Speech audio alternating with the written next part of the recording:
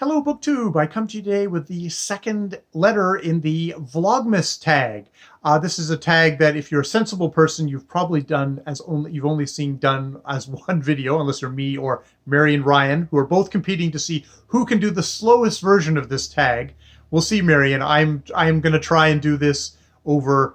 I'll be still doing this at the very end of Vlogmas if things all go right and I don't suddenly get desperate for tags. But we'll see. Check out her slowly rolling out version of the Vlogmas tag below. I'll put the link down below for that. So let's get to it. We've done V is for Voyage, a book about a voyage, and now today it is L. L is for LGBTQ. Pick a favorite author or book, and I'm going to pick the book Less by Shawn Greer. I picked this book. It's about Arthur Less, a 49-year-old author whose latest book isn't getting picked up by his publisher because it's a sort of a book about a sad gay guy white gay guy who doesn't get rewarded at the end. Arthur isn't considered a good gay author because he's not rewarding his characters at the end of his books. They're having kind of sad melancholy lives, and basically it's a sort of a tapped out field. There's more interesting stories from different parts of the culture now. The white gay author is no longer the hot thing on the market. So to compound his problems here, his a former boyfriend who he hasn't really gotten over is getting married and has given him he's gotten the wedding invitation, and rather than having to attend the wedding or not attend the wedding, he's instead picked up a bunch of invitations he's gotten throughout the world and has kind of embarked on this world tour, which ends we have lovely scenes of him getting kind of mishaps and humiliations all over the world. Arthur is very much kind of a sort of a Chaplin-esque kind of a figure in this book, where he feels rather hard done for by himself, which in a way he is, because he's sort of left out of the conversation. But he's also had quite the blessed life in another way. He's had like a genius poet lover who he kind of got to hang around with and be the muse for. He's also had a literary career. He's published these books. Maybe they haven't kind of burned up the thing, and the gay press doesn't really consider him a good gay author because he's not kind of filling those hitting those spots.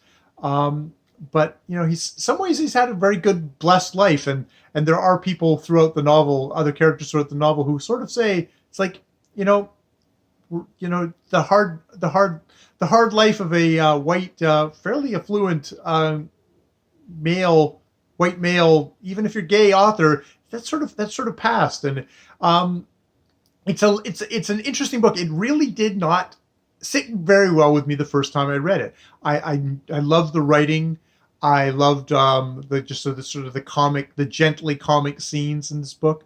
But the whole thing of Arthur feeling sorry for himself, I took it as the book saying we should feel sorry for this guy, that there was something wrong by the fact that that the literary discussion wasn't strictly about literature, that it was also about the stories, the new perspectives in the thing. And you get that a lot of times now in stuff. Even myself, I find when I look at a literary award, you do look at very much people say of oh, it's a book of its moment. It's addressing the issues of right now. And in some ways you see it's yes, if there's two books of equal literary merit, that the one that is more topical, the one that's talking about immigration this year, or the one that was talking about, I don't know, whatever the issue of the moment, that is the book that is going to get the space, that is going to have, it's easy to write the newspaper columns about it. It's easy to put it up for awards, whereas one that's maybe